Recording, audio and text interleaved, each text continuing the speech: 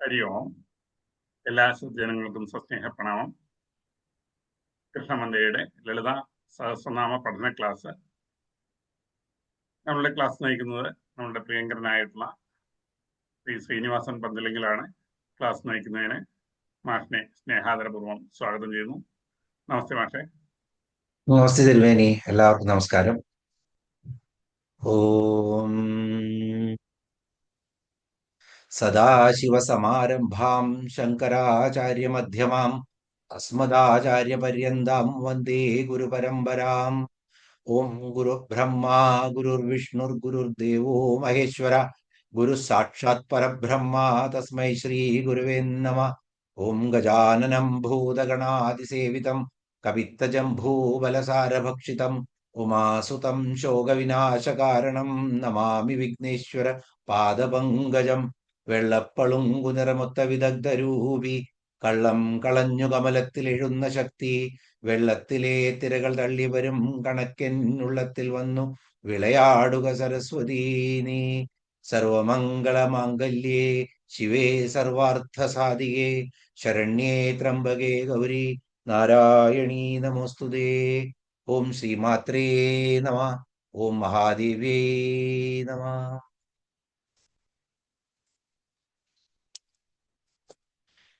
എല്ലാവർക്കും ഒരിക്കൽ കൂടി നമസ്കാരം. നമ്മള് കഴിഞ്ഞ ഇപ്പൊ 52ാമത്തെ ക്ലാസ്സിലേക്കാണ് നമ്മൾ വരുന്നത്. 155ാമത്തെ ശ്ലോകമാണ്. അതില് ആജ്ഞ എന്നുള്ള നാമത്തിലാണ് നമ്മൾ നിർത്തിയത്. എങ്കിലും ആ ശ്ലോകം ഒന്ന് ചൊല്ലി നമുക്ക് ഒന്ന് ഓർമ്മ പുതുക്കാം. ബ്രഹ്മാണി ബ്രഹ്മജനനി ബഹുരൂപാ ബുധാർച്ചിത പ്രസവിത്രി പ്രചണ്ഡ ആജ്ഞ പ്രതിഷ്ഠാ പ്രകടാകൃതി. ഇവിടെ പ്രചണ്ഡ എന്നുള്ള നാമവും ആജ്ഞ എന്നുള്ള നാമവും വേറെ വേറെയാണ്. പ്രചണ്ഡ, ആജ്ഞ. അപ്പൊ ആജ്ഞ എന്നുള്ള നാമം കണ്ടു. ബ്രഹ്മാണി, ബ്രഹ്മശക്തി സ്വരൂപിണിയാണ് ദേവി. അത് നമ്മൾ കണ്ടറിഞ്ഞു. അത് കഴിഞ്ഞാൽ ദേവി ബ്രഹ്മം തന്നെയാണ്. ബ്രഹ്മ എന്നുള്ള നാമത്തില് ദേവി ബ്രഹ്മം തന്നെയാണ്. ദേവി ജനനിയാണ് എന്ന് ജനനി എന്ന നാമത്തിലൂടെ കണ്ടു. ദേവി ബഹുരൂപയാണ്, അനേകം രൂപങ്ങൾ ധരിച്ചവളാണ്. എങ്കിലും ദേവി തന്നെ ഏകയാണ് എന്നുള്ളത് നമ്മൾ കണ്ടു. അതിനുശേഷം നമ്മള് ബുധാർച്ചിത എന്നുള്ള നാമം കണ്ടു. ബുധന്മാരാൽ, ബുധജനങ്ങളാൽ, നല്ല ഭക്തന്മാരാൽ നല്ല രീതിയിൽ അർച്ചിക്കപ്പെടുന്നവളാണ് ദേവി എന്ന് കണ്ടു. പ്രസവിത്രി എന്ന് കണ്ടു. ഈ ബ്രഹ്മാണ്ടത്തെ തന്നെ പ്രസവിച്ചവളാണ് ദേവി. അപ്പൊ എല്ലാം ദേവിയുടെ മക്കളാണ്, അമ്മയാണ്. അതുകൊണ്ട് ദേവി പ്രസവിത്രിയാണെന്ന് കണ്ടു. പ്രചണ്ഡയാണെന്ന് കണ്ടു. ദേവി അമ്മയാണെങ്കിലും ദേവി രാജ്ഞി കൂടിയാണ്. എവിടെയെങ്കിലും വേണ്ടാധീനങ്ങൾ കാണുന്നുണ്ടെങ്കിൽ ദേവി അവിടെ പ്രചണ്ഡയായി മാറും, കോപാകുലയായി മാറും എന്ന് കണ്ടു. ദേവി ആജ്ഞാസ്വരൂപിണിയാണ് എന്ന് കണ്ടു നമ്മള്. കാരണം പ്രചണ്ഡയാണെങ്കിൽ ആജ്ഞയുമാണ്. ആജ്ഞ എന്ന് പറഞ്ഞാൽ ശരിക്കും ബ്രഹ്മത്തിന്റെ ആജ്ഞാശക്തിയാണ് ദേവി. ദേവി വേദരൂപത്തിൽ സ്ഥിതി ചെയ്യുന്നവളാണ്. അതുകൊണ്ടാണ് ദേവി ആജ്ഞ. കാരണം ബ്രഹ്മത്തിന്റെ ആജ്ഞ എന്ന് പറഞ്ഞാൽ വേദങ്ങളാണെന്ന് കണ്ടു നമ്മള്. അതുകൊണ്ട് തന്നെ ഈ ദേവി പരമശിവന്റെ സനാതന മുഖത്തിൽ നിന്നും ജനിച്ച, 4ാമത്തെ മുഖത്തിൽ നിന്നും ജനിച്ച ശക്തിയാണ് വേദമാതാവായിട്ട് എന്നും ആജ്ഞ എന്ന നാമം കണ്ടു. അതിനുശേഷം ആ ആജ്ഞാസ്വരൂപിണിയായ ദേവി അങ്ങനെ മനസ്സിൽ ഉറപ്പിച്ചിട്ടാണ് നമ്മള് കഴിഞ്ഞ ക്ലാസ് നിർത്തിയത്. ഇനി 829ാമത്തെ നാമത്തിലേക്ക് നമുക്ക് പ്രവേശിക്കാം. ഓം പ്രതിഷ്ഠ. പ്രതിഷ്ഠ, പ്രതിഷ്ഠ എന്ന് പറഞ്ഞാൽ സർവജഗത്തും ദേവിയില് പ്രതിഷ്ഠിതമായിരിക്കുന്നു. ദേവിയാണ് എല്ലാറ്റിൻ്റെയും ആധാരം. പ്രതിഷ്ഠ എന്ന് പറഞ്ഞാൽ അപ്പോ ദേവി അല്ലാതെ ഒന്നും ഇവിടെ നിലനിൽക്കില്ല. പ്രപഞ്ചം തന്നെ ദേവിയാണ്. അതുകൊണ്ട് ദേവി എല്ലാ നിലനിൽപ്പിനും ആധാരഭൂതയാണ്. അപ്പോ ഇനി പ്രതിഷ്ഠ എന്ന് പറയുമ്പോൾ നമ്മളെ സംസ്കൃത ശബ്ദമുണ്ട്, ഹിന്ദി ശബ്ദമുണ്ട്. പ്രതിഷ്ഠാവാൻ ഹേ എന്ന് പറയും. അതിന്റെ അർത്ഥം എന്താണ്? അദ്ദേഹം ധർമ്മവാനാണെന്നർത്ഥം. പ്രതിഷ്ഠ എന്ന് പറഞ്ഞാൽ ആധാരം എന്നതിന്റെ കൂടെ തന്നെ ധർമ്മം എന്നുള്ള അർത്ഥം കൂടിയുണ്ട്. അപ്പോ ധർമ്മമാണ് ഈ ലോകത്തിന്റെ ആധാരം. ധർമ്മമില്ലെങ്കിൽ ഈ ലോകം നശിച്ചു പോകും. എന്ത് മതത്തെക്കുറിച്ച് പറഞ്ഞാലും ധർമ്മം എന്നുള്ളത് സനാതനം മാത്രമാണ്. നമ്മൾ സനാതന ധർമ്മം എന്നാ പറയുന്നത്, മതമല്ല. അതെന്തുകൊണ്ടാണ്? നമ്മൾ അനുഷ്ഠിക്കേണ്ട, ഇവിടെ ജനിച്ചു വീണ് കഴിഞ്ഞാൽ അനുഷ്ഠിക്കേണ്ട ചില കടമകളുണ്ട് ഈ പ്രപഞ്ചത്തിന് വേണ്ടിയിട്ടും ഈ പ്രപഞ്ചേശ്വരന് വേണ്ടിയിട്ടും നമുക്ക് വേണ്ടിയിട്ടും നമ്മളുടെ സൊസൈറ്റിക്ക് വേണ്ടിയിട്ടും ഒക്കെ നമ്മൾക്ക് ചെയ്യേണ്ടതായിട്ടുള്ള ചില ധർമ്മങ്ങളുണ്ട്, നീതിശാസ്ത്രങ്ങളുണ്ട്. അതിനെയാണ് ധർമ്മം എന്ന് പറയുന്നത്. അത് തന്നെയാണ് ശരിക്കും ബ്രഹ്മത്തിൽ ഊന്നിയിട്ട് നമ്മൾ സഞ്ചരിക്കുമ്പോൾ വരുന്ന സനാതന ധർമ്മവും അത് തന്നെയാണ്. അപ്പോ എല്ലാം അധിഷ്ഠിതമായിരിക്കുന്നത് ധർമ്മത്തിലാണ്. അപ്പൊ എല്ലാറ്റിന്റെയും പ്രതിഷ്ഠ ദേവി തന്നെയാണ്. സർവജഗത്തും ദേവിയില് അധിഷ്ഠിതമാണ്. ആ അധിഷ്ഠ എന്തിലാണ് നിലനിൽക്കുന്നത്?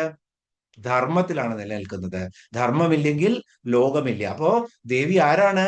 വേദസ്വരൂപിണിയായ ആജ്ഞയാണെന്ന് കണ്ടു കഴിഞ്ഞ നാമത്തിൽ തന്നെ, അല്ലെ? ആജ്ഞ എന്നാണ് കണ്ടത്. വേദസ്വരൂപിണിയായ ആജ്ഞയാണ് ദേവി. അതുപോലെ തന്നെ ഈ എല്ലാ ലോകത്തിനും പ്രതിഷ്ഠയാണ് ദേവി, ആധാരബോധയാണ് ദേവി. അതുപോലെ തന്നെ ദേവി തന്നെയാണ് ഈ ലോകത്തിന്റെ ധർമ്മനീതിക്കും കാരണം. അപ്പൊ ദേവി ഇല്ലെങ്കിൽ ധർമ്മം ഒന്നും നടക്കില്ല എന്നർത്ഥം. ധർമ്മമില്ലെങ്കിൽ ലോകം നശിക്കുകയും ചെയ്യും. അതുകൊണ്ട് ദേവി പ്രതിഷ്ഠാരൂപിണിയായിട്ട് ഇരിക്കുകയാണ്. ഈ ലോകത്തെ വേണ്ട രീതിയിൽ നയിച്ച് അതിനാധാരമായി അതിൽ ധർമ്മം നിലനിർത്തിക്കൊണ്ട് അങ്ങനെ ധർമ്മ സംസ്ഥാപനാർത്ഥായ സംഭവാമി യുഗേ യുഗേ എന്ന് ഭഗവത്ഗീതയിൽ ഭഗവാൻ പറഞ്ഞതുപോലെ ഇവിടെ ഭഗവാനും ദേവിയും വിഷ്ണുവും ശിവനും ഒന്നും എല്ലാം ഒന്നാണ് എന്നാണ് അദ്വൈതം എന്ന് പറയുന്നത്. ഞാനും നീയും രണ്ടല്ല, പിന്നെ എങ്ങനെ പല ഭഗവാന്മാരുണ്ടാവും? ഈ ചിന്തയാണ് അദ്വൈതം, സനാതനത്തിലെ അദ്വൈത ചിന്താഗതി. എല്ലാ ദേവീദേവന്മാരും ഒന്നുമാണ്. ഇതുപോലെ തന്നെ ചരാചരങ്ങളെല്ലാം ഒന്നാണ്. എല്ലാം ആ പ്രാണശക്തിയായിട്ട് ആ ജീവസ്വരൂപത്തിൽ ഇരിക്കുന്നത് ആ ദേവി തന്നെയാണ്. അതുകൊണ്ട് ദേവി പ്രതിഷ്ഠ എന്ന നാമത്തിൽ അറിയപ്പെടുന്നു. ഇനി 830 നാമം പ്രകടാകൃതി, പ്രകടമായ ആകൃതി. അപ്പൊ ഇവിടെ നോക്കൂ, നമ്മൾ നിരാകാര, നിർലേപ, നിരഞ്ജന എന്നൊക്കെ ഒരുപാട് നാമങ്ങൾ ദേവിയുടെ നീ എന്നുള്ള എന്ന് വെച്ച് കഴിഞ്ഞാൽ ഓപ്പോസിറ്റ് ആയിട്ട് ഒന്നും ഇല്ലാത്ത രൂപത്തിലുള്ളത് നമ്മൾ ധാരാളം കണ്ടു കഴിഞ്ഞു. ഇവിടെ പ്രകടാകൃതി എന്നാണ് പറയുന്നത്, വൈരുദ്ധ്യമാണ്. അപ്പോ ആകാരവും ദേവി തന്നെയാണ്. മൂർത്ത അമൂർത്ത എന്നുള്ളത് വളരെ വിശദമായിട്ട് നമ്മൾ പറഞ്ഞു. ആകാരവും ദേവി തന്നെയാണ്, സാകാരവും നിരാകാരവും രണ്ടും ദേവി തന്നെയാണ്. മൂർത്തവും അമൂർത്തവും ദേവി തന്നെയാണ്. അതുകൊണ്ട് ദേവിയെ ഇവിടെ നമ്മൾ എന്ത് പറയുന്നു? പ്രകടാകൃതി എന്ന് പറയുന്നു. പ്രകടമായ ആകൃതിയോട് കൂടിയവൾ, അതാണ് പ്രകടാകൃതി എന്ന് പറയുന്നത്. അപ്പോ എങ്ങനെയാണ് പ്രകടാകൃതി? പ്രപഞ്ചത്തിലുള്ള എല്ലാ വസ്തുക്കളിലും പ്രവർത്തനങ്ങളിലും ആരാണ് നിലനിൽക്കുന്നത്? ദേവിയാണ്. സൃഷ്ടി ചെയ്യുമ്പോഴേ ദേവി ആ സൃഷ്ടിയില് ആ ബ്രഹ്മമായിട്ട് ആ ഹൃദയാകാശത്തില് ഇരുന്നു കഴിഞ്ഞു. അപ്പോഴാണ് ആ പ്രാണന് ശ്വാസോച്ഛ്വാസം ചെയ്ത് ആ ജീവൻ നിലനിർത്താൻ പറ്റുള്ളൂ. ആ ബ്രഹ്മം അതിൽ ഉള്ളിൽ ഇരിക്കണം. അതാണ്. അപ്പൊ സൃഷ്ടി ചെയ്യുമ്പോഴേ ദേവി ആകാര സ്വരൂപിണിയായി. ഞാനും നിങ്ങളും പശുവും മൃഗവും പുഴുവും പുല്ലും ഒക്കെ ദേവിയുടെ ആകാരമായിട്ടിരിക്കുന്ന രൂപങ്ങളാണ്. പക്ഷെ നമുക്ക് ദേവി അവിടെ കാണാൻ പറ്റുന്നില്ല, അല്ലെ? അതിന്റെ കാരണം എന്താണ്? നമ്മള് മായയാൽ മൂടിയ അഹങ്കാരത്തില് നമ്മൾക്ക് ദേവിയെ തിരഞ്ഞു കണ്ടുപിടിക്കാൻ പറ്റുന്നില്ല. ഇവിടെ നമ്മള് പലപ്പോഴും വേദാന്തത്തിൽ പറയുന്ന ഒരു ഉദാഹരണമാണ് കയറും പാമ്പും. കയറ് കുറച്ച് ഷാർപ്പായിട്ടുള്ള ആ കൊമ്പുകളുള്ള കയറായിരുന്നു, അത് കുത്തി. അപ്പൊ നമുക്ക് പാമ്പാണെന്ന് തോന്നി പെട്ടെന്ന് പേടി പോവും. ആദ്യം പേടികളൊക്കെ ആസ്ഥാനം എന്താണ്? നഷ്ടപ്പെടുമോ എന്നുള്ള ഭയമാണ്. ജീവനാണെങ്കിലും ധനമാണെങ്കിലും അതുപോലെ തന്നെ നമ്മുടെ പ്രതിഷ്ഠയാണെങ്കിലും നമ്മുടെ ധർമ്മമാണെങ്കിലും നമ്മുടെ അഭിമാനമാണെങ്കിലും ഇതൊക്കെ നഷ്ടപ്പെടുമോ എന്നുള്ള ഭയം വരുമ്പോഴേ പേടി ഉണ്ടാവുള്ളൂ. ഒരു എക്സാമ്പിൾ പറയാം. ഇപ്പൊ ഒരു നല്ല ഭംഗിയില് ഒരു മാല അണിഞ്ഞിട്ട്, സ്വർണ്ണമാല അണിഞ്ഞ് സാരിയൊക്കെ ചുറ്റി ഒരു കല്യാണത്തിന് പോകാൻ ഒരുങ്ങാണ്.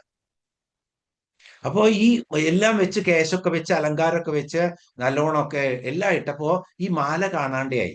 പെട്ടെന്ന് മാല എവിടെ പോയി? ചെറിയ മാലയായിരുന്നു. അത് എവിടെ പോയി എന്ന് പരിഭ്രമിച്ച് നമ്മൾ തിരയുകയാണ്.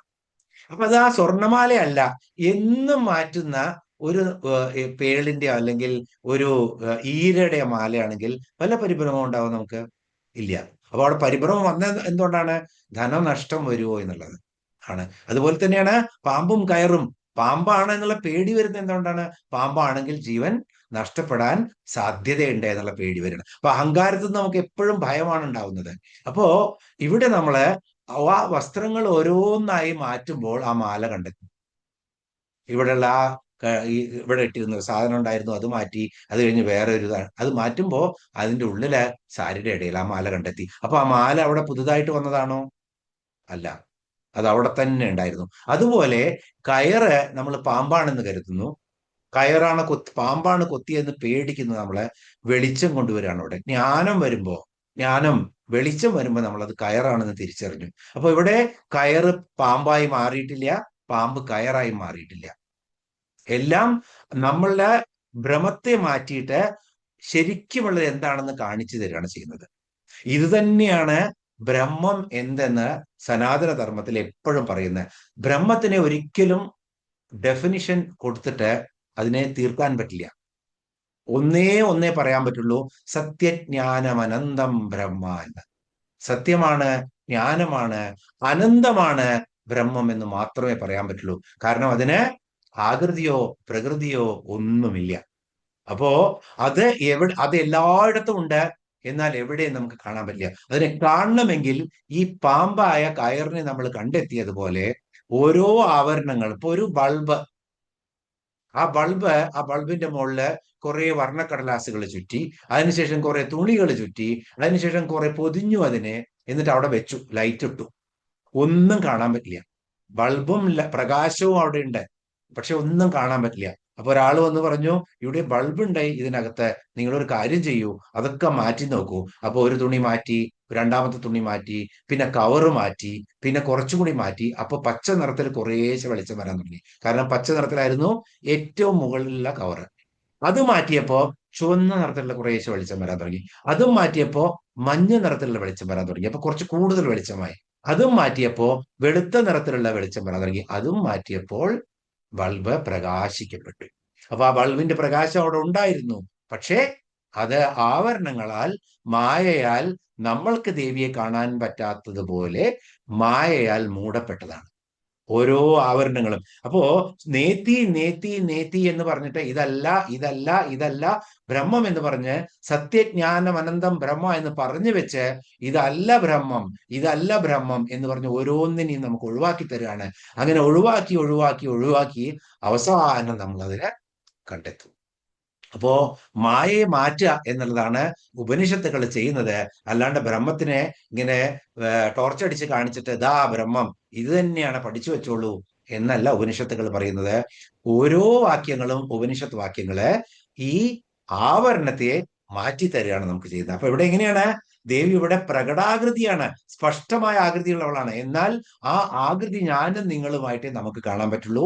അത് നമ്മൾ അഹമാണ്, ഇത് ഞാനാണ് എന്നാണ് നാം പറയുക. ആരാണ് എന്ന് രാത്രി ഇരുട്ടത്ത് ചോദിച്ചു കഴിഞ്ഞാൽ, രണ്ടുപേരും ഒരു റൂമിലുണ്ട്, ആരാണത് എന്ന് ചോദിച്ചാൽ ഇത് ഞാനാണ് എന്ന് പറയും. അതാണ് അഹം. പക്ഷെ അഹം എന്താണ്? ശരിക്കും ഉള്ളിലിരിക്കുന്ന ശിവോഹമാണ്. ഇപ്പൊ നമുക്ക് കണ്ണുകൊണ്ട് കാണാൻ എനിക്ക് ശരിയായിട്ട് കാണാൻ പറ്റുന്നില്ല കേട്ടോ എന്ന് പറയും. അങ്ങനെ കാണാൻ പറ്റാത്തൊരവസ്ഥ വന്നു കഴിഞ്ഞാൽ എന്താണ്? നമുക്ക് തലയ്ക്ക് ചക്കർ വന്നു കഴിഞ്ഞാൽ, നമുക്ക് പെട്ടെന്ന് തലചുറ്റൽ വന്നു കഴിഞ്ഞാൽ കണ്ണ് മിഴിച്ചു നോക്കിയാൽ നമുക്ക് കാണാൻ പറ്റില്ല. കാരണം എന്താണ്?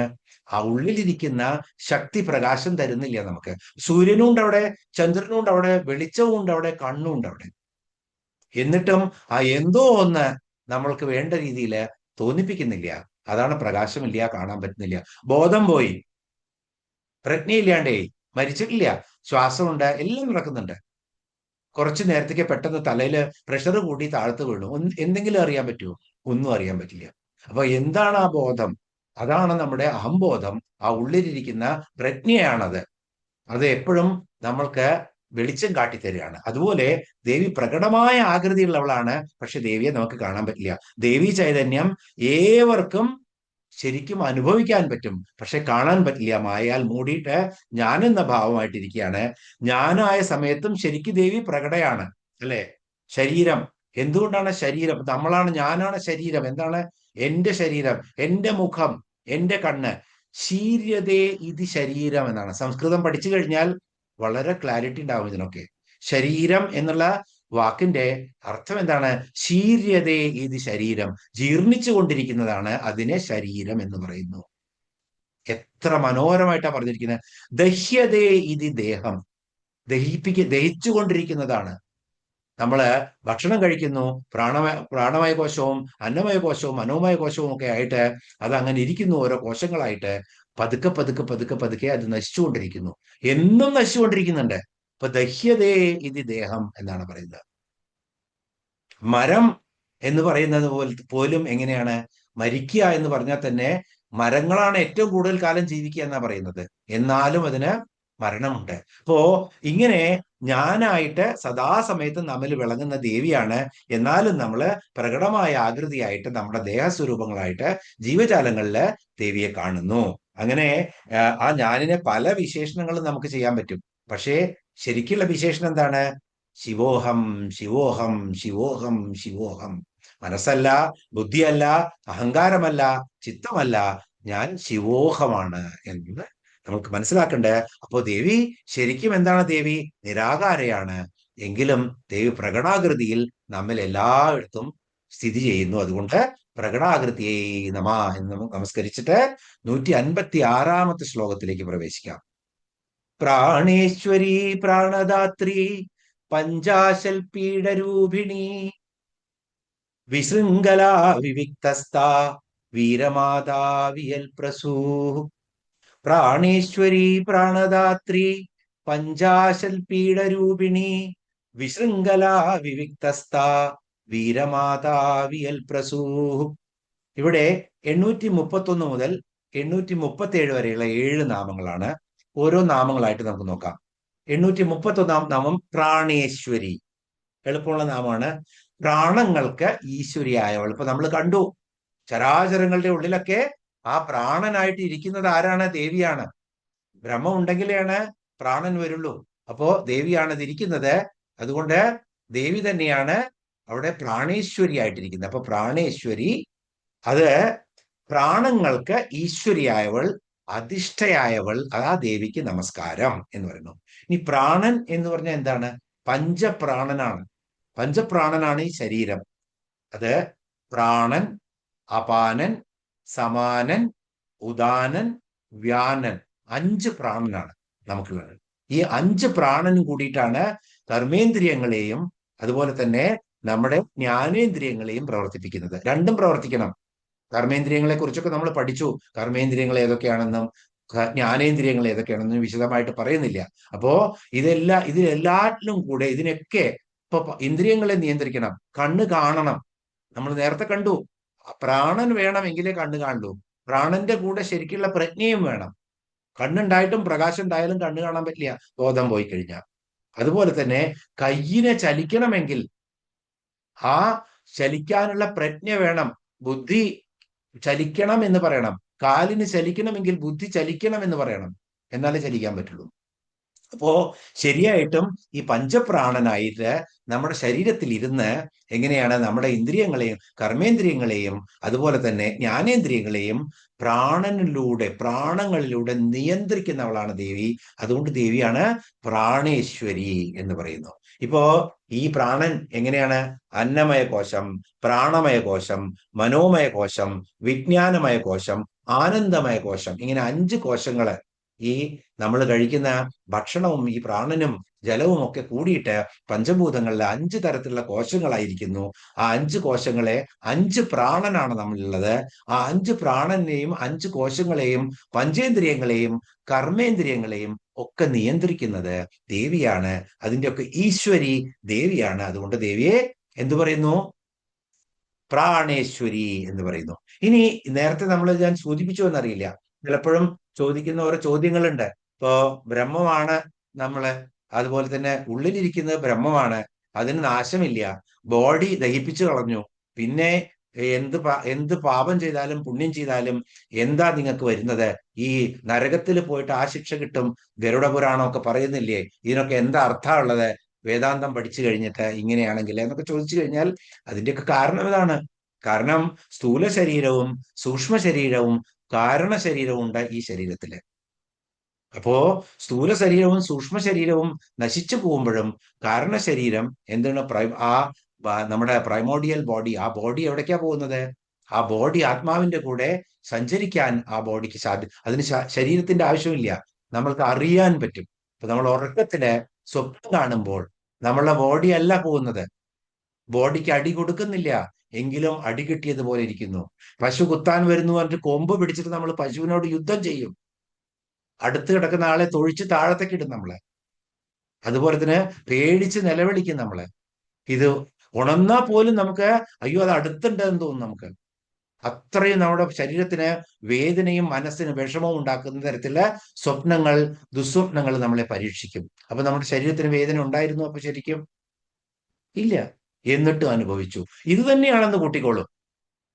പ്രാണൻ ഇരിക്കുന്ന സമയത്ത് അതിന്റെ കൂടെ പോകുന്ന കാരണശരീരത്തില് എന്തെങ്കിലും നമ്മൾക്ക് നമ്മുടെ കർമ്മങ്ങളെ ശുദ്ധീകരിക്കാൻ വേണ്ടിയിട്ടാണ് ഈ പാപങ്ങളും പുണ്യങ്ങളും ഒക്കെ പറയുന്നത്, ഈ ശിക്ഷകളൊക്കെ പറയുന്നത്. ഇനി ഗരുഡ പുരാണത്തില് ഒരുപാട് ശിക്ഷകൾ പറഞ്ഞിട്ടുണ്ട്. അവിടെ കൃത്യമായിട്ട് പറയുന്നത് എന്താണ്?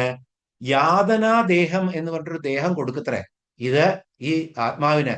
യാതനാദേഹം അവിടുന്ന് നമ്മുടെ കർമ്മങ്ങൾ അനുസരിച്ച് യാതനാദേഹം കൊടുക്കും. അപ്പൊ ആ യാതനാദേഹത്തിലൂടെ ആ കർമ്മങ്ങളൊക്കെ പ്യൂരിഫൈ ചെയ്യപ്പെടും, അവിടെ വേണ്ട യാതനകളൊക്കെ അനുഭവിച്ചിട്ട്. അതിന്റെ ഉത്തമമായ ഉദ്ദേശം എന്താണ്?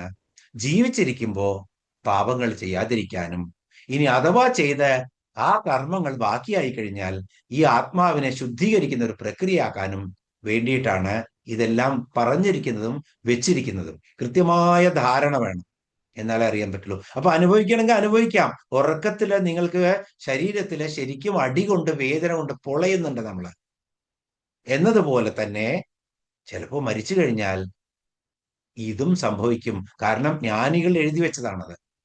അപ്പോ ഉണ്ടെങ്കിൽ കാരണ ശരീരത്തിന് അങ്ങനെ ഒരു അനുഭവം ഉണ്ടാവാൻ വേണമെങ്കിൽ നമ്മുടെ ആത്മാവിനെ പ്യൂരിഫൈ ചെയ്യാൻ വേണ്ടിയിട്ട്. അതുപോലെ തന്നെ യാതനാദേഹം കൊടുത്തിട്ട് യാതനകൾ സഹിക്കാനും ഒരുപക്ഷെ ഉണ്ടായിരിക്കും. ഇതൊക്കെ നമ്മളെ നേർവഴിക്ക് നയിക്കാൻ വേണ്ടിയിട്ടുള്ള ഒരു ഒരു ടൂളാണ് ഇത്. ഈ വേദനകൾ നമുക്ക് തരുന്നതും അതുപോലെ തന്നെ ഈ മരണശേഷം നമുക്ക് ശിക്ഷ തരുന്നു എന്നൊക്കെ പറയുന്നത് ഇത് അനുഭവിക്കാനുള്ള ഒരു ടൂളായിട്ടാണ്. അതുകൊണ്ട് ദേവി ഈ പ്രാണനായിട്ട് ഈ ശരീരത്തിലിരിക്കുന്നത് ദേവിയാണ്. പഞ്ചപ്രാണനായിട്ടും പഞ്ചകോശങ്ങളായിട്ടും കർമ്മേന്ദ്രിയങ്ങളെയും ജ്ഞാനേന്ദ്രിയങ്ങളെയും പ്രവർത്തിപ്പിക്കുന്നത് ദേവിയാണ്. അതുകൊണ്ട് ദേവി പ്രാണേശ്വരി എന്ന് പറയുന്നു. ഇനി 832 നാമം പ്രാണദാത്രി. വളരെ എളുപ്പമാണ്. പ്രാണങ്ങളെ ദാനം ചെയ്യുന്നവൾ ദേവി. പ്രാണങ്ങളെയൊക്കെ ദാനം ചെയ്യുന്നവളാണ്, പ്രാണങ്ങളെയൊക്കെ നിയന്ത്രിക്കുന്നവളാണ്, ജീവനെ നിലനിർത്തുന്നവളാണ്, പ്രവർത്തിപ്പിക്കുന്നവളാണ്. അതുകൊണ്ട് ദേവിയെ പ്രാണദാത്രി. ദാത്രി എന്ന് പറഞ്ഞാൽ ദാനം ചെയ്യുന്നവൾ എന്നർത്ഥം. ദേവിയാണ് നമുക്ക് പ്രാണൻ തരുന്നത്. കർമ്മങ്ങൾക്കനുസരിച്ച് ഈ ദേഹം എടുക്കുമ്പോൾ ആ ദേഹത്തില് പ്രാണേശ്വരിയായിട്ട് ഇരിക്കുന്നത് ആ അമ്മയാണ്. അതുകൊണ്ട് പ്രാണദാത്രി എന്ന നാമം ദേവിയുടെ. 833 നാമം നോക്കാം. പഞ്ചാശൽ പീഠരൂപിണി. പഞ്ചാശത് പീഠരൂപിണി എന്ന് എഴുതും, പഞ്ചാശൽ പീഠരൂപിണി. പഞ്ചാശത്ത് എന്ന് പറഞ്ഞാൽ 50 എന്നാണ് അർത്ഥം. 5 × 10 50. പഞ്ചാശത് പീഠരൂപിണി എന്താണ്? ധാരാളം കണ്ടു ഇതും. അപ്പൊ പഞ്ചാശത്ത് എന്ന് ഇവിടെ പറഞ്ഞാലും 51 എന്ന് നമ്മൾ എടുക്കണം ഇവിടെ. കാരണം 50 എന്നുള്ളതല്ല, ശക്തിപീഠങ്ങള് 51 ശക്തിപീഠങ്ങളാണ്. 51 ശക്തിപീഠങ്ങളിൽ കുടികൊള്ളുന്നവളാണ് ദേവി. പഞ്ചാശത്ത് പീഠങ്ങളില് കുടികൊള്ളുന്നവളാണ് ദേവി. അതുകൊണ്ട് ദേവിയെ പഞ്ചാശത് പീഠരൂപിണി എന്ന് പറയുന്നത്. എന്തുകൊണ്ടാണ്? ദക്ഷയാഗം ധാരാളം പറഞ്ഞതാണ്. ദക്ഷയാഗത്തിലെ ദേവി സതീദേവി ജീവത്യാഗം ചെയ്യുന്നു. തന്റെ യോഗാഗ്നിയില് തന്റെ പ്രാണനെ ത്യജിക്കുന്നു. ആ ദേഹം എടുത്തിട്ട് ശിവൻ താണ്ഡവ നൃത്തമാടുന്നു.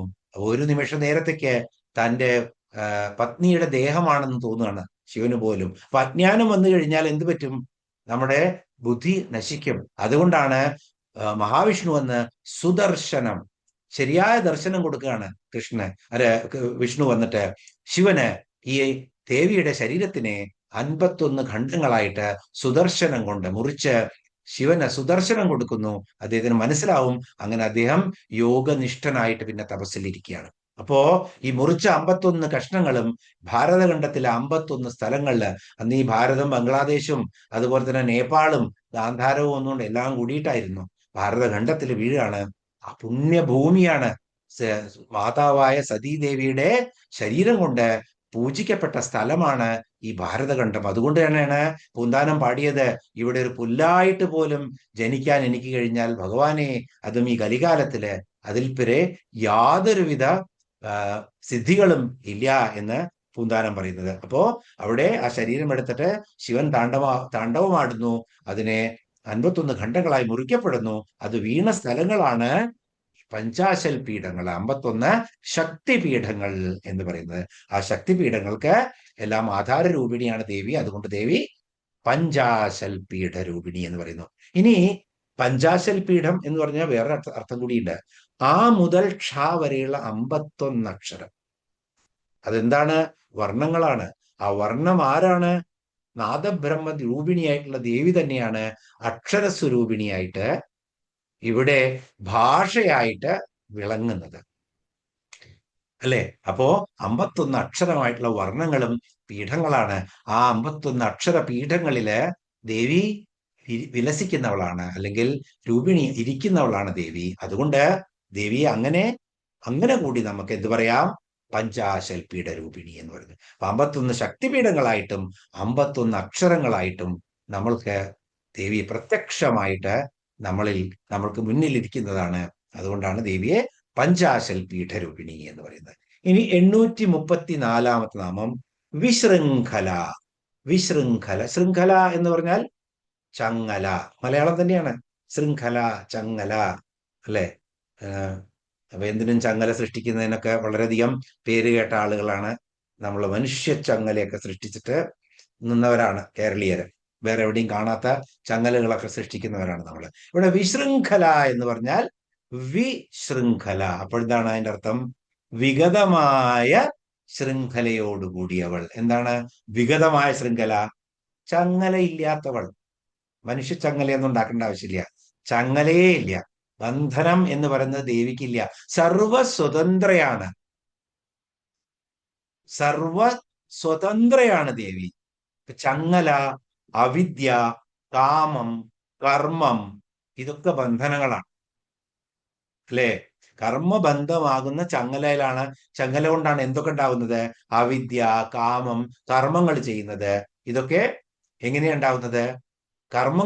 നമ്മുടെ കർമ്മങ്ങളെ കൊണ്ടുണ്ടാവുന്നതാണ്. അപ്പോ ദേവി ഇതിൽ നിന്നൊക്കെ വിമുക്തയാണ്. എന്നാലോ രാഗസ്വരൂപ പാശാഢ്യ എന്ന് പറഞ്ഞിട്ട് ദേവിയുടെ കയ്യിൽ ഒരു കയറുണ്ട്, ഒരു ചങ്ങലയുണ്ട്. അത് വെച്ചിട്ട് നമ്മളെയൊക്കെ ബന്ധിപ്പിക്കും രാഗങ്ങളിലും അതുപോലെ തന്നെ ദ്വേഷങ്ങളിലും ദേവി. അതുകൊണ്ട് ഇതൊന്നും ദേവിക്ക് ബാധകമല്ല.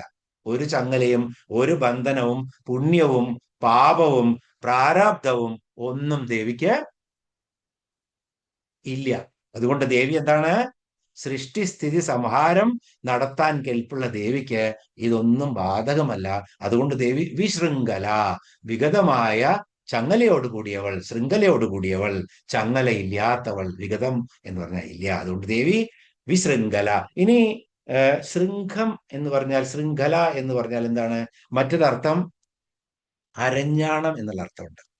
അപ്പോ ശരിക്കും വിശൃംഖല, കടീതര വസ്ത്രത്തെ ബന്ധിക്കുന്നത് ഈ അരഞ്ഞാണത്തിലാണ്. അത് നിൽക്കണമെങ്കിൽ ദേവി കൃശഗാത്രിയാണ്.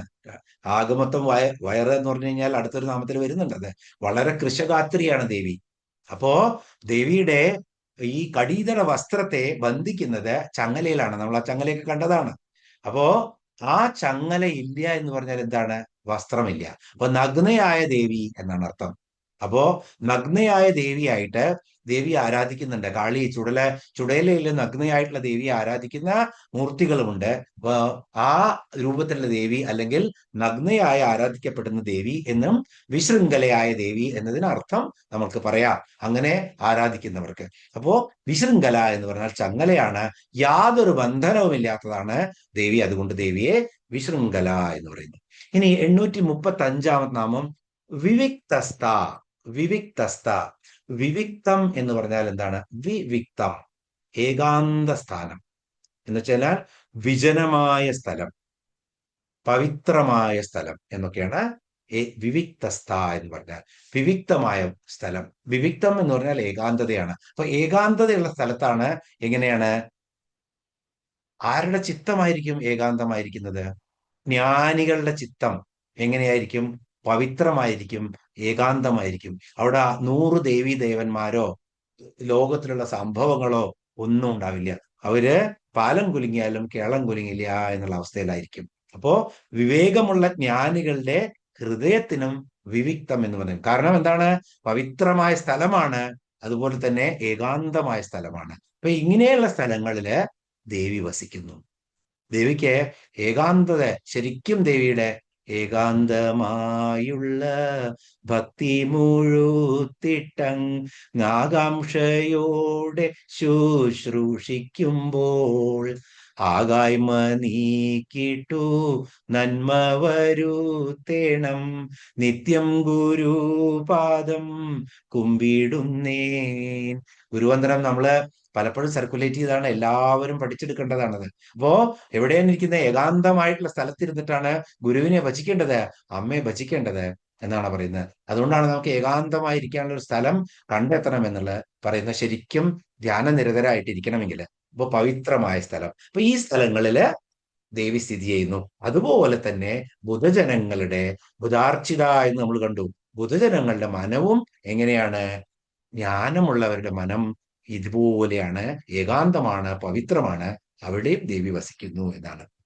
അപ്പോ പവിത്രമായ എല്ലായിടങ്ങളിലും ദേവി വസിക്കുന്നു എന്ന്. ഇപ്പൊ രാമായണത്തിലെ ഒരു രംഗം ഓർത്തു നോക്കൂ. ശ്രീരാമൻ വാൽമീകിയെ കണ്ടിട്ട് ആ വാൽമീകി ആശ്രമത്തിൽ നിന്ന് പോവാൻ നേരത്തെ, ഇനി ഇവിടുന്ന് പോണം, ദണ്ഡകാരണ്യത്തിൽ എനിക്ക് പോണം എന്നൊക്കെ പറയുന്നതിന്റെ മുന്നേ ചോദിക്കുന്നുണ്ട്, എനിക്ക് താമസിക്കാൻ ഉചിതമായിട്ടുള്ള ഒരു സ്ഥലം കാണിച്ചു തരൂ എന്ന് പറയാണ്. അപ്പൊ ഗംഭീരമായിട്ട് പറയാണ്, ഞാൻ എങ്ങനെ നിനക്ക് കാണിച്ചു തരും, നീ സർവ ലോകത്തിന്റെയും ഗുരുനാഥനാണെന്നൊക്കെ പറഞ്ഞ് 9 സ്ഥലങ്ങൾ കാണിച്ചു കൊടുക്കുകയാണ്. എവിടെയാണ്? യോഗികളുടെ മനസ്സ്, സജ്ജനങ്ങളുടെ മനസ്സ്, ഭക്തന്മാരുടെ മനസ്സ്, അവരുടെയൊക്കെ ഹൃദയം എന്ന് പറഞ്ഞ് ഈ 9 തരത്തിലുള്ള ആളുകളെയും വ്യാഖ്യാനിച്ചിട്ട് പറയാണ് തേ സുഖവാസ മന്ദിരം. ഓർമ്മല്ലേ? എന്ത് മനോഹരമായ ശ്ലോകമാണ്. 9 ആളുകളെ, വ്യക്തികളെ കാണിച്ചു കൊടുക്കുകയാണ്.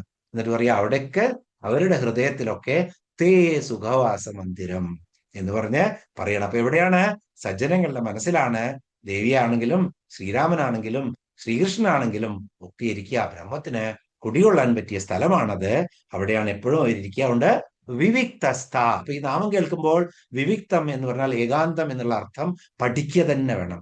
പഠിച്ചില്ലെങ്കിൽ പെട്ടെന്ന് നമുക്ക് പല മലയാള ശബ്ദങ്ങളും നമുക്ക് അറിയാൻ പറ്റും.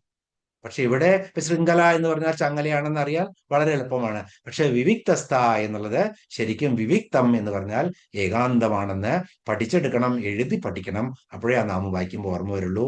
ഓം വിവിക്തസ്ഥായേ നമ എന്ന് പറഞ്ഞ് 836 നാമത്തിലേക്ക് പ്രവേശിക്കാം. വീരമാത. വീരമാത എളുപ്പം. എല്ലാ വീരന്മാർക്കും അമ്മയായവൾ.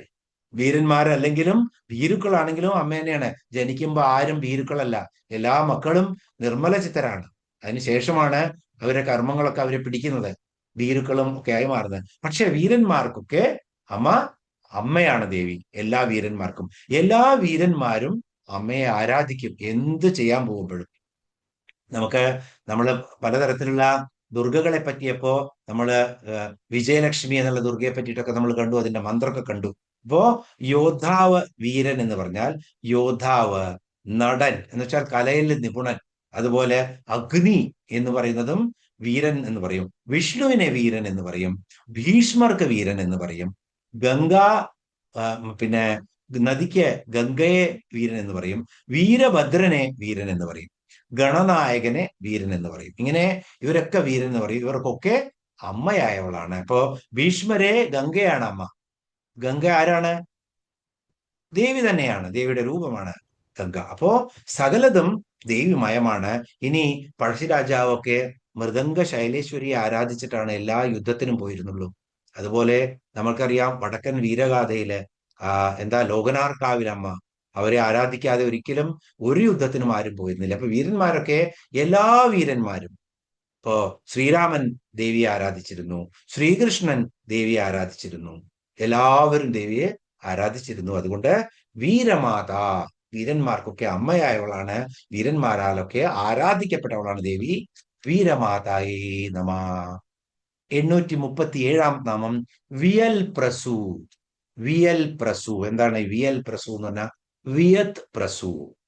വിയത് എന്ന് പറഞ്ഞാൽ നമ്മൾ കണ്ടു, ആകാശമാണ്.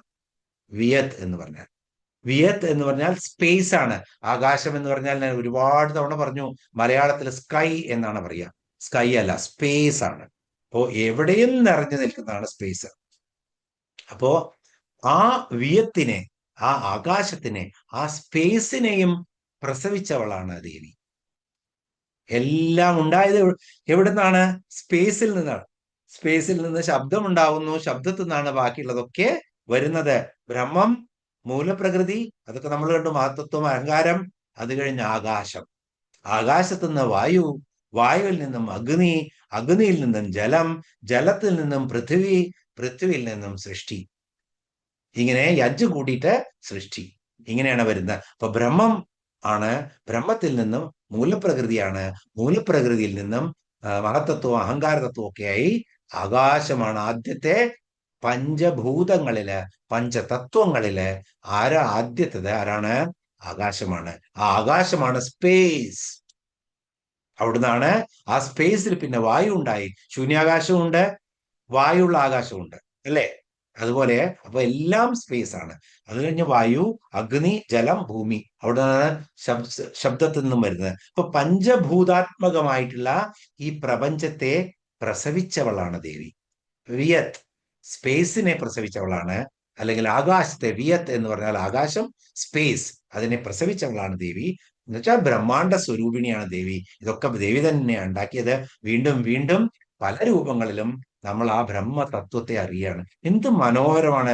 ഏത് നാമം എടുത്താലും വേദാന്തത്തിലേക്ക് എത്തും, നമ്മള് ബ്രഹ്മത്തിലേക്ക് എത്തും. നമ്മൾ കുണ്ടലിനി ആണെങ്കിലും പിന്നെ പിണ്ടാണ്ട ശരീരമാണെങ്കിലും അതുപോലെ തന്നെ ബ്രഹ്മാണ്ടമാണെങ്കിലും വീണ്ടും വീണ്ടും നമ്മൾ ആ ദേവിയുടെ സ്വരൂപം ദർശിക്കുകയാണ് ഓരോ നാമത്തിലും.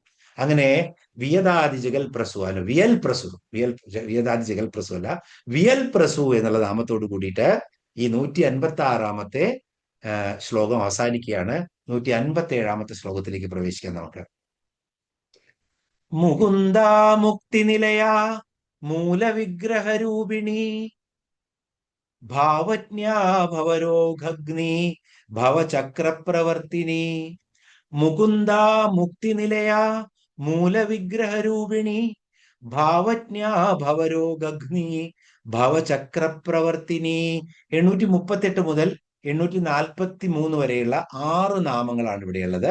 ഓരോ നാമങ്ങളായിട്ട് നമുക്ക് കാണാം. മുകുന്ദ, മുകുന്ദൻ എന്ന് പറഞ്ഞാൽ കൃഷ്ണന്റെ പര്യായമാണ് എന്നൊക്കെ നമുക്കറിയാം. മുകുന്ദ എന്ന് പറഞ്ഞാൽ എന്താണ്? മുക്തിം ദദാതി, മുക്തിയെ ദാനം ചെയ്യുന്നവളാണ്. മുകുന്ദ എന്നുള്ളവിടെ ശ്രീലിംഗമാണ്, നീട്ടിയിട്ടുള്ളതാണ്. മുകുന്ദ, മുകുന്ദ എന്നുള്ള ശ്രീലിംഗമാകുമ്പോ ചെയ്യുന്നവൾ എന്നാവും. മുകുന്ദ എന്ന് പറയുമ്പോൾ പുല്ലിംഗമായിട്ട് ഉപയോഗിക്കുമ്പോൾ അത് വിഷ്ണു അല്ലെങ്കിൽ കൃഷ്ണനായി മാറും. അപ്പൊ മുകുന്ദ, മുക്തിയെ ദാനം ചെയ്യുന്നവൾ. മുക്തിം ദദാതി ഇതി മുകുന്ദ. അപ്പോ ഇവിടെ സ്ത്രീലിംഗമാണ്, അത് ഓർക്കുക.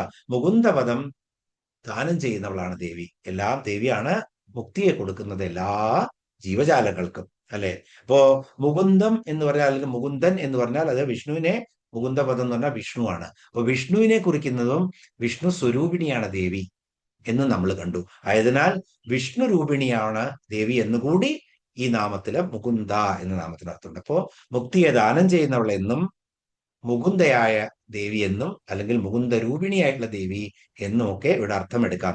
ഇനി കുബേരന്റെ നവനിധികളെ കുറിച്ച് നമ്മൾ പലപ്പോഴും പറഞ്ഞിട്ടുണ്ട്. അഷ്ടസിദ്ധി നവനിധിക്കേദാത അസുബർദീൻ ജാനകി മാതാ. അഷ്ടസിദ്ധി നവനിധിക്കേദാത. അഷ്ടസിദ്ധികൾ ഏതാന്ന് നമ്മൾ കണ്ടു. അണിമ, മഹിമ, ഗരിമ, ലഖിമ, ഈശിത്വം, വശിത്വം, പ്രാകാര്യം, പ്രാകാശ്യം, പ്രാപ്തി. ഇങ്ങനെ അഷ്ടസിദ്ധികള്. അതുപോലെ തന്നെ ആ അഷ്ടസിദ്ധികൾ കൊടുക്കുന്നത് അസ്ബർ ദീൻ ജാനകി മാത. ദീൻ എന്നൊക്കെ പറഞ്ഞു കഴിഞ്ഞാൽ നമുക്ക് തോന്നും അയ്യോ എന്തോ ദീനത വന്നു. അസ്ബർ എന്ന് പറഞ്ഞാൽ വരം, അസ് എന്ന് പറഞ്ഞാൽ ഇസ്, ബർ എന്ന് പറഞ്ഞാൽ വർ. ഈ വരം ആരാണ് കൊടുത്തത്? ഈ വരം ദീൻ, ദേദിയ, ദേന, ദേദിയാര്? ജാനകി മാത. അപ്പൊ ജാനകി മാതാവാണ് ഹനുമാന് അഷ്ടസിദ്ധിയും ഇഷ്ടംപോലെ ചുരുങ്ങാനും വളരാനും പറക്കാനും ഒക്കെ സിദ്ധികൾ കൊടുത്തത്. അഷ്ടസിദ്ധി, നവനിധി, എല്ലാ നിധികളും കൊടുത്തു. കുബേരന്റെ നിധികളെയാണ് നവനിധി എന്ന് പറയുന്നത്. എന്തൊക്കെയാണ്? മഹാപദ്മം, പദ്മം, ശംഖം, മകരം, കച്ഛവം, മുകുന്ദം, നന്ദം, നീലം, ഖർഗം. ഇങ്ങനെ 9 മഹാരത്നങ്ങളാണ് ഈ കുബേരന്റെ നിധികൾ. അതിനകത്ത് 6ാമത്തെയാണ് മുകുന്ദം എന്ന് പറയുന്നത്. മുകുന്ദം എന്ന് പറയുന്നത്, ആ മുകുന്ദം എന്ന് പറയുന്ന നിധി അഷ്ടസിദ്ധികളുടെ ഒരു നിധിയാണ്. അപ്പോ 3 അർത്ഥങ്ങൾ നമുക്കിവിടെ കൽപ്പിക്കാം. ഒന്ന്, മുക്തി ദാനം ചെയ്യുന്നവളാണ് ദേവി. രണ്ടാമത്, മുകുന്ദപദം ദേവി തന്നെയാണ്. അതും ദേവി തന്നെയാണ് മുകുന്ദനായിട്ട് വിളങ്ങുന്നത്. അല്ലെങ്കിൽ മുകുന്ദ സ്വരൂപിണി, ഗോവിന്ദ സ്വരൂപിണി ദേവി തന്നെയാണ് എന്നെടുക്കാം. അല്ലെങ്കിൽ മുകുന്ദം എന്നുള്ള നവനിധികളിലെ ഒരു രത്നമായ മുകുന്ദം, ആ നിധിയായി വിളങ്ങുന്നതും ദേവി തന്നെയാണ് എന്ന് നമ്മൾ കണ്ടു. നമ്മളറിയാം, രത്നഘടസ്ഥ രക്തചരണം എന്നാണ് പറയുന്നത്. ദേവിയുടെ ചരണം എവിടെയാണ്? രത്നഘടത്തിലാണ്, നിധിയിരിക്കുന്ന ആ ഘടത്തിലാണ്. അവിടെ നമ്മൾ ഇതൊക്കെ പറഞ്ഞതായിരുന്നു, നവനിധികളെ കുറിച്ചൊക്കെ ആദ്യത്തെ ശ്ലോകത്തിൽ തന്നെ. അപ്പോ ദേവി അങ്ങനെ മുകുന്ദ എന്നുള്ള നാമത്തില് ഓം മുകുന്ദായേ നമ എന്ന ദേവിയെ വർദ്ധിക്കുക. ഇനി 839 നാമം മുക്തിനിലയ. മുക്തിനിലയ, മുക്തിനിലയ എന്ന് പറഞ്ഞാൽ എങ്ങനെയാണ്? മുക്തിയെ കഴിഞ്ഞ നാമത്തിൽ എന്താണ് നമ്മൾ മുക്തിം ദദാതി മുകുന്ദ എന്ന് പറയും. ഇനി മുക്തിയുടെ നിലയം തന്നെ ദേവിയാണ്. കഴിഞ്ഞ പ്രാവശ്യത്തിൽ ദാനം ചെയ്യുന്നു പറയുന്നു, ഇവിടെ മുക്തി നിലയം തന്നെ ദേവിയാണ്. മുക്തിയുടെ വാസസ്ഥാനം തന്നെ ദേവിയാണ്. മുക്തി ദേവിയുടെ തന്നെ സ്വരൂപമാണ്.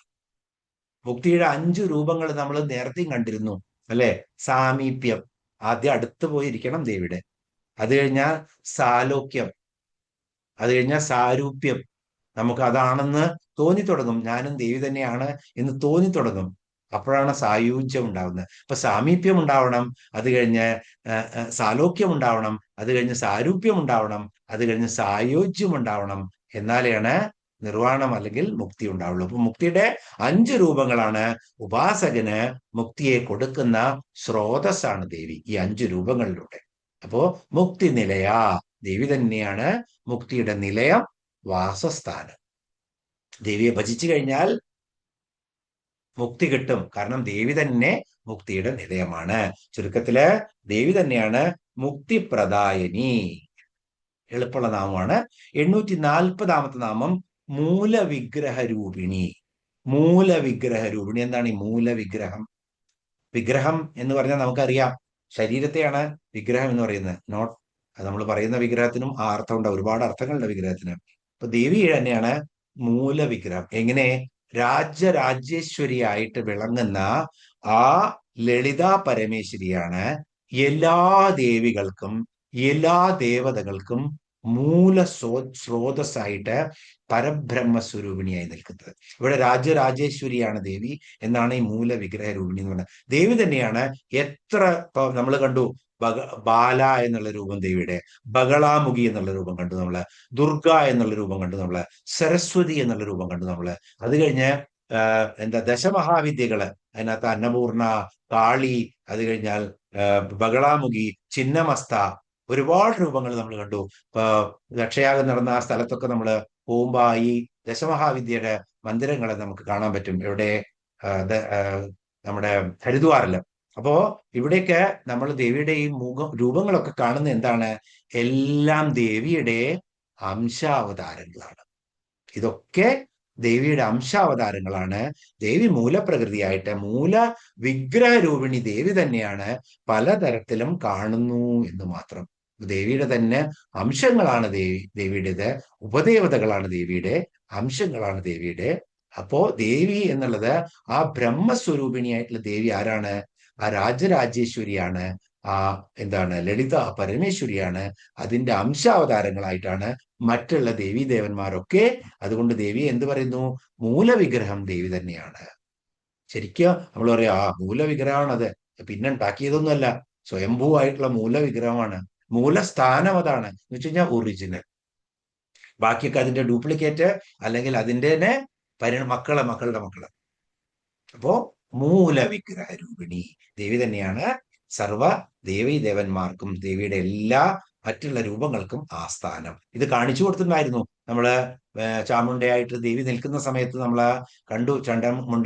ചണ്ടമുണ്ടന്മാരെ വധിക്കുന്ന സമയത്ത് എല്ലാ രൂപത്തിലും വന്നപ്പോ ദേവിയോട് പറഞ്ഞു, നീ പല രൂപത്തിൽ വരാതെ ഒരു രൂപത്തിൽ വാ, എന്നാ നിന്നെ ഞാൻ കാണിച്ചു തരാന്നപ്പോ ദേവി ചിരിച്ചു പറയാണ്, ഇതൊക്കെ ഞാൻ തന്നെയാണെന്ന് പറഞ്ഞിട്ട് ആ എല്ലാ രൂപങ്ങളും, ആ 11 രൂപങ്ങളും തന്റെ ശരീരത്തിലേക്ക് വ്യാപിപ്പിക്കുകയാണ്, വീണ്ടും ലയിപ്പിക്കുകയാണ്. അപ്പോ അത് നമ്മൾ കണ്ടതാണ്. അപ്പൊ ദേവി തന്നെയാണ് മൂലവിഗ്രഹ രൂപിണി എന്ന് പറയുന്നത്. ഇനി 841 നാമം ഭാവജ്ഞ. ഭാവജ്ഞ ഭാവജ്ഞ എന്ന് പറഞ്ഞാൽ എന്താണ്? ഭാവം ജനാതീതി ഭാവജ്ഞ. ഭാവം ജനാതീതി ഭാവജ്ഞ എന്ന് വെച്ച് കഴിഞ്ഞാൽ ഉപാസകന്റെ ഭാവങ്ങളെ അറിയുന്നവൾ. ജനാതീതി എന്ന് പറഞ്ഞാൽ അറിയുന്നവൾ, ഭാവജ്ഞ. ഭാവത്തെ അറിയുന്നവൾ. ആരുടെ ഭാവത്തെ? ഉപാസകന്റെ, ഭക്തന്റെ ഭാവത്തെ അറിയുന്നവളാണ്. ഭക്തന്റെ ഭാവം എന്താണ്? ഭക്തിഭാവം. മറ്റുള്ളവരുടെ ഒന്നും അറിഞ്ഞിട്ട് കാര്യമില്ല ദേവിക്ക്. അപ്പോ ഭക്തന്റെ ഭാവത്തെ, ഭക്തിഭാവത്തെ അറിയുന്നവളാണ് ദേവി. ദേവിക്ക് കൃത്യമായിട്ട് അറിയാം. എല്ലാവരും വിളിച്ചാലും ദേവി കേൾക്കും. പക്ഷെ ഭക്തൻ ആരാണെന്നുള്ളത് കൃത്യമായിട്ടും ദേവിക്ക് അറിയാം. എല്ലാം അറിഞ്ഞ ദേവി നിറവേറ്റി കൊടുക്കും. അപ്പൊ അത് മോണിറ്ററി മാത്രമാവില്ല, ചിലപ്പോൾ കർമ്മബന്ധങ്ങളിൽ നിന്നും മുക്തമാക്കാനുള്ള ഒരു വഴി കൂടിയായിരിക്കും. അപ്പോ ദേവി അത് അറിഞ്ഞ് ചെയ്തു കൊടുക്കുന്നതിലാണ് ഭക്തന്റെ ആ ഭാവം. അതുകൊണ്ട് ആ ഭാവം എന്നുള്ളതിന് ഒരുപാട് അർത്ഥങ്ങളുണ്ട്. ഉൽപ്പത്തി എന്നർത്ഥമുണ്ട്, ധർമ്മം എന്നർത്ഥങ്ങളുണ്ട്, പിന്നെ പദങ്ങളുടെ അർത്ഥങ്ങൾക്കും ഭാവം എന്ന് പറയും. ഇന്നിപ്പോ ഒരുപാട് അർത്ഥങ്ങളുണ്ട്. സംസാരം എന്ന് പറയും. അപ്പൊ എല്ലാത്തിന്റെയും ഉൽപ്പത്തി, ഇതിന്റെയൊക്കെ ഭാവജ്ഞ എന്ന് പറഞ്ഞാൽ ദേവി തന്നെയാണ് ഇതൊക്കെ അറിയുന്നവള്. അതൊക്കെ ദേവി തന്നെയാണ് എന്നാണ് ഇവിടെ പറയുന്നത്. ഇനി ഭവം, സപ്പോസ് നമ്മൾ ഇതിനെ ഭവം എന്നെടുക്കാൻ കരുതാം. അപ്പൊ ഭവം എന്ന് പറഞ്ഞാൽ സംസാരം. അപ്പൊ ഭവന്മാരാരാണ്? സംസാര ബന്ധനത്തിൽ പെട്ടവര് എന്ന് വെച്ചാൽ നമ്മളൊക്കെ. അപ്പൊ എന്താണ് ദേവി? അവരെ അറിയുന്നവളാണ് ദേവി, ഭാവജ്ഞ. ഭവന്മാരെ അറിയുന്നവൾ ദേവി, അതുകൊണ്ട് ഭാവജ്ഞ. അപ്പൊ എന്തായാലും അറിയുന്നവളാണ്, ഭാവത്തെ അറിയുന്നവളാണ്. സിമ്പിളായി എടുത്താൽ മതി. ഭാവത്തെ അറിയുന്നവളാണ് ദേവി. ഭാവം ഇവിടെ ഭക്തന്റെ ഭക്തിഭാവമാണ്, അതറിയുന്നവളാണ് ദേവി. ആ ദേവിക്ക് നമസ്കാരം. ഭാവജ്ഞായേ നമഃ. ഇനി ഭവരോഗഗ്നി. ഭവരോഗഗ്നി എന്താണ്? ഭവരോഗഗ്നി എന്ന് പറഞ്ഞാൽ ഭവരോഗം ഒക്കെ നമ്മൾ കണ്ടതാണ്. ഭവം എന്ന് പറഞ്ഞാൽ സംസാരമാണ്. സംസാരത്തിലെ രോഗം എന്താണ്? ജനന മരണം എന്നുള്ള ചക്രം, അതാണ് സംസാരത്തിൽ രോഗം. അപ്പൊ ഈ ഗ്നി എന്നുള്ള ശബ്ദം ശരിക്കും വന്നിരിക്കുന്നത് എവിടുന്നാണ്? ഹനി എന്ന ധാതുവിൽ നിന്നാണ് ഗ്നി എന്നുള്ള ശബ്ദം ഉണ്ടായിരിക്കുന്നത്. അപ്പോ ഹനിക്കുക എന്നുള്ളതാണ് ഗ്നി എന്ന് പറഞ്ഞ അർത്ഥം. ഭവരോഗ ഗ്നി എന്ന് പറഞ്ഞാൽ ഭവരോഗ ഹനി എന്ന് പറയും. എളുപ്പമാണ്. അപ്പോ ഭവരോഗത്തെ ഒക്കെ മാറ്റിമറിക്കുന്നത് ആരാണ്? ദേവിയാണ്. നമ്മൾ കണ്ടതാണ്. ഭവനാശിനി എന്നുള്ള നാമം നമ്മൾ കണ്ടു. ഭവാരണ്യ കുഠാരിക എന്ന് പറഞ്ഞു. ഭവാരണ്യം, സംസാരമാകുന്ന കാടിന് കുഠാരികയാണ് ദേവി, കോടാലിയാണ് ദേവി എന്ന് കണ്ടു നമ്മള്. ഭവധാവ സുധാവൃഷ്ടി എന്ന് കണ്ടു നമ്മള്. ഭവം എന്ന് പറഞ്ഞാൽ എന്താണ്? സംസാരം. ദാവം എന്ന് പറഞ്ഞാൽ കാട്ടുതീ.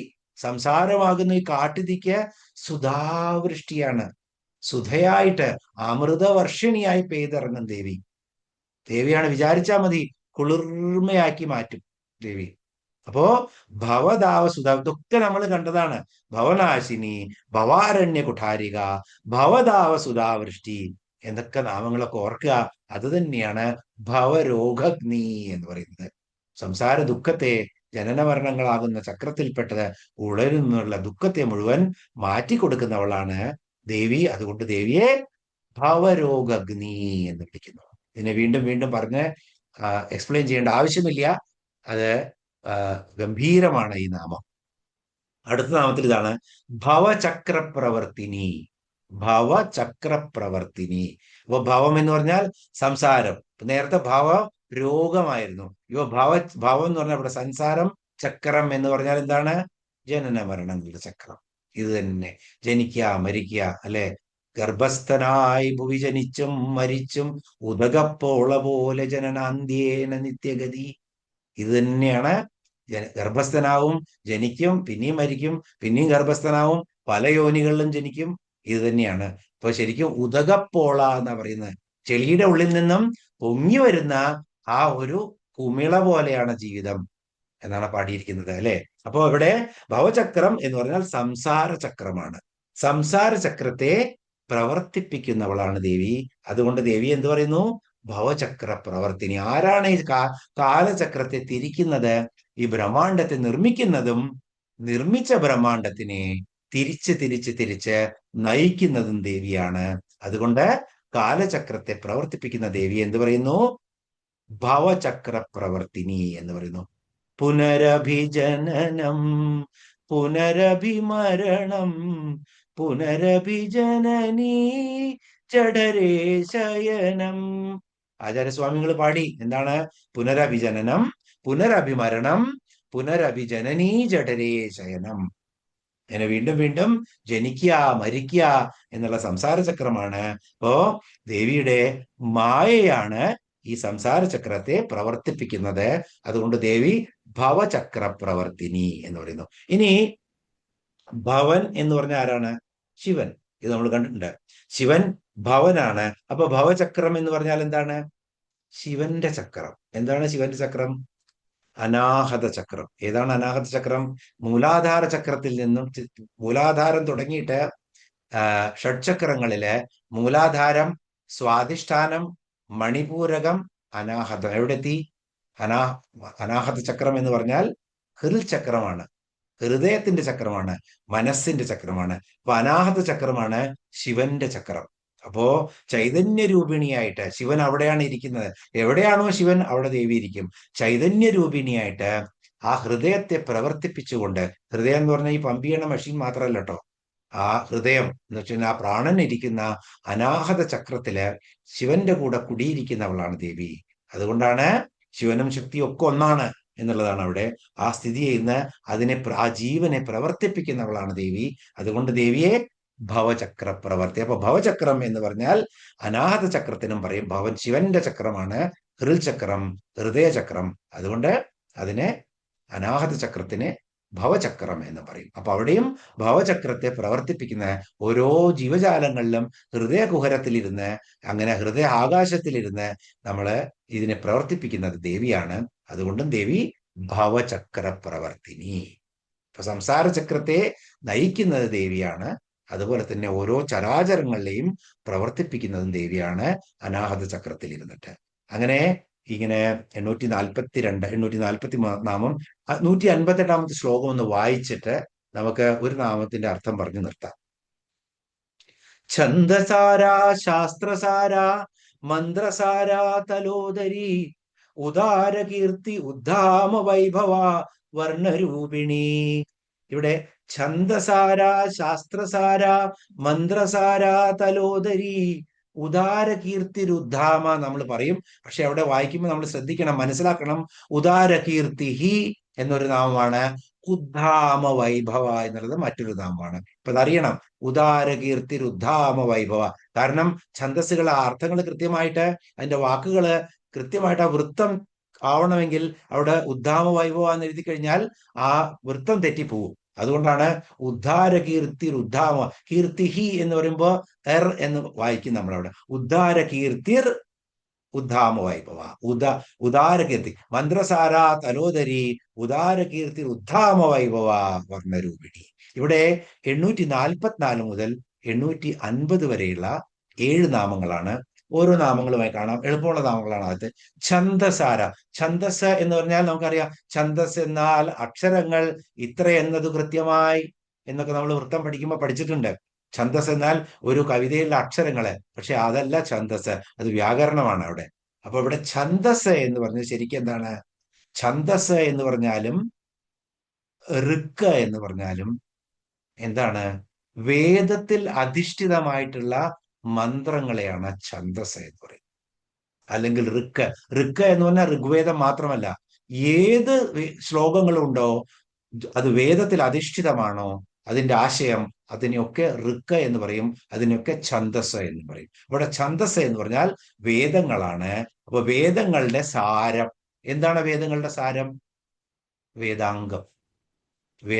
വേദാംഗം എന്ന് പറഞ്ഞാൽ ഉപനിഷത്ത്. അങ്ങനെ കാച്ചി കുറുക്കി എടുത്തിരിക്കുകയാണ്. സർവോപനിഷത്തോ ഗാവോ എന്ന് പറഞ്ഞതുപോലെ കാച്ചി കുറുക്കി എടുത്തിരിക്കുകയാണ് വേദങ്ങളെ മുഴുവൻ. വേദങ്ങളുടെ സാരമായവളാണ് ദേവി, ഉപനിഷത്തായവളാണ് ദേവി. അപ്പോ ദേവി ആ ഉപനിഷത്ത് വേദങ്ങളുടെയൊക്കെ ഛന്ദസ്സായവൾ, സാരമായവളാണ് ദേവി എന്ന് പറയുന്നു. ഇനി വേദങ്ങളുടെയൊക്കെ സാരത്തിനെ ഗായത്രി മന്ത്രവും വേദങ്ങളുടെ മുഴുവൻ സാരമാണെന്ന് പറയും. അത്രയും ശക്തിയുള്ള മന്ത്രമാണ്. അപ്പോ ഗായത്രി തുടങ്ങിയിട്ടുള്ള എല്ലാ ഛന്ദസ്സുകളും, അതും ഛന്ദസ്സാണ് ഗായത്രി. അപ്പൊ ഗായത്രി തുടങ്ങിയിട്ടുള്ള എല്ലാ ഛന്ദസ്സുകളും വേദമന്ത്രങ്ങളാണ്, അതിനൊക്കെ സാരമായിട്ടുള്ളതാണ്. അതുകൊണ്ട് ദേവിയെ ഛന്ദസാര എന്ന് പറയുന്നു. കാരണം ഇത് സനാതനമാണ്. വേദങ്ങള് ആരും എഴുതിയതല്ല, ആ ബ്രഹ്മത്തിന്റെ മുഖത്തു നിന്നും വന്നതായിരുന്നു. അത് വേദസ്വരൂപിണിയായി ദേവി പകർന്നു തന്നു എന്നുള്ളതാണ്. സ്വരൂപിണിയായി, വേദസ്വരൂപിണിയായിട്ട്. അപ്പോ ഗായത്രി മന്ത്രം തന്നെയാണ് എന്ത്? പഞ്ചദശി മന്ത്രം. അപ്പൊ പഞ്ചദശി മന്ത്രത്തിൽ നിന്നാണ്, അതിന്റെ സാരരൂപമാണ് പഞ്ചദശി മന്ത്രം, ഗായത്രി മന്ത്രത്തിന്റെ. അപ്പൊ അതിന്റെയും സാര ആരാണ്? പഞ്ചദശി മന്ത്രം ആരാണ്? ദേവി തന്നെയാണ്. ഗായത്രി മന്ത്രമാണ്, ദേവി തന്നെയാണ്. ഇതൊക്കെ നമ്മൾ ഗായത്രി എന്നൊരു നാമം പഠിച്ചു നമ്മള് ദേവിയുടെ. അപ്പോ ദേവി തന്നെയാണ് പഞ്ചദശി മന്ത്രവും, ദേവി തന്നെയാണ് ഗായത്രി മന്ത്രവും, ദേവി തന്നെയാണ് ഉപനിഷത്തും. ഇതിന്റെയൊക്കെ സാരമായിട്ട് വിളങ്ങുന്നത്, സത്തയായിട്ട് വിളങ്ങുന്നത് ആരാണ്? ദേവിയാണ്. അതുകൊണ്ട് ഛന്ദസാര. ഇവിടെ ഛന്ദസാര എന്ന് പറഞ്ഞാൽ വേദങ്ങളുടെ സത്തയാണെന്ന് മനസ്സിലാക്കുക. അപ്പോ വേദസാരം, ഇതിന് കെറുക്കുകൾ എന്ന് പറഞ്ഞാൽ ഇത് തന്നെയാണ്. അപ്പൊ ദേവി വേദങ്ങളുടെ സാരമായിട്ട് വിളങ്ങുന്നവളാണ്. അതുകൊണ്ട് ദേവിയെ ഛന്ദസാര എന്ന് പറയുന്നു. ഇനി 845 നാമം ശാസ്ത്രസാര. ശാസ്ത്രസാര, ശാസ്ത്രസാര എന്ന് പറഞ്ഞാൽ സെയിം, സർവശാസ്ത്രങ്ങൾക്കും സാരമായി. ശാസ്ത്രം എന്ന് പറഞ്ഞാൽ എന്താണ്? വേദങ്ങള്, വേദാംഗങ്ങള്, ഇത് തന്നെയാണ് ശാസ്ത്രം. വേറൊന്നും സനാതന ധർമ്മത്തില് ബാക്കിയുള്ളൊക്കെ വിജ്ഞാനമാണ്. ജ്ഞാനം, ശാസ്ത്രങ്ങൾ വിജ്ഞാനമാണ്. ജ്ഞാനം എന്ന് പറഞ്ഞാൽ വേദങ്ങളിൽ നിന്ന് കിട്ടുന്ന ആ അറിവാണ്. അഹം ബ്രഹ്മാസ്മി എന്നുള്ളതാണ്, തത്വമസി എന്നുള്ളതാണ്. അതാണ് ശരിക്കുള്ള ജ്ഞാനം. അപ്പോ വിജ്ഞാനത്തെ കാര്യമല്ല പറയണേ. ഇവിടെ ജ്ഞാനം എന്ന് പറയുന്നത് സർവ വേദാന്ത സംവേദ്യ എന്ന് ഇനി ലാസ്റ്റിൽ ഒരു നാമം വരുന്നുണ്ട്. അത് തന്നെയാണ് സർവ വേദാന്തങ്ങളുടെയും സംവേദ്യ രൂപമാണ് ദേവി. സകല ശാസ്ത്രങ്ങളുടെയും വേദാംഗങ്ങളുടെയും അന്തസത്തയാണ് ദേവി. സംവേദ്യ, അന്തസത്ത. ഇനി വേദവ്യാസൻ പറഞ്ഞിരിക്കുന്നത് എന്താണ്? സർവശാസ്ത്രമയി ഗീത. എല്ലാ ശാസ്ത്രങ്ങളും കൂടിയിട്ടുള്ള അതിന്റെ അന്തസത്തയാണ് ആര്? ഗീത. സർവ വേദമയോ മനു. എല്ലാ വേദങ്ങളെയും മനു എന്ന് പറയുന്നത് സർവ വേദങ്ങളുടെയും ആകത്തുകയാണ്. സർവ തീർത്ഥമയി ഗംഗ. എല്ലാ തീർത്ഥങ്ങളും കൂടി ചേർന്ന് കഴിഞ്ഞാൽ അത് ഗംഗയായി മാറും, ആകത്തുകയാണ് ഗംഗ. സർവദേവമയോ ഹരി. എല്ലാ ദേവന്മാരും ദേവികളും കൂടിയാൽ ഹരിയായി മാറും എന്നാണ് പറയുന്നത്. അപ്പൊ ഇവിടെ എന്താണ് പറയുന്നത്? എല്ലാ ശാസ്ത്രങ്ങളും ഗീതയാണെന്ന് പറയുന്നു. അതുപോലെ തന്നെ വേദങ്ങളും വേദാംഗങ്ങളും ഗീതയാണെന്ന് പറയുന്നു. അപ്പൊ ആ ഗീത തന്നെയാണ് ഇവിടെയും ദേവി തന്നെയാണ്. സർവശാസ്ത്രങ്ങളും അന്തസത്തയായിരിക്കുന്ന ദേവിയാണ്. ആ ദേവിക്ക് നമസ്കാരം. ഓം ശാസ്ത്രസാരായി നമ. ആ ദേവിയായിരിക്കുന്ന ശാസ്ത്രത്തെ, ആ വേദങ്ങളെ, വേദസ്വരൂപിണിയായിരിക്കുന്ന ദേവിയെ മനസ്സിൽ കണ്ടുകൊണ്ട് ഇന്ന് നമുക്കിവിടെ സമാപിപ്പിക്കാം. ഓം പൂർണ്ണമദ പൂർണ്ണമിദം പൂർണ്ണാത് പൂർണ്ണമുദച്യതേ പൂർണ്ണസ്യ പൂർണ്ണമാദായ പൂർണ്ണമേവാവശിഷ്യതേ. ഓം ശാന്തി ശാന്തി ശാന്തി.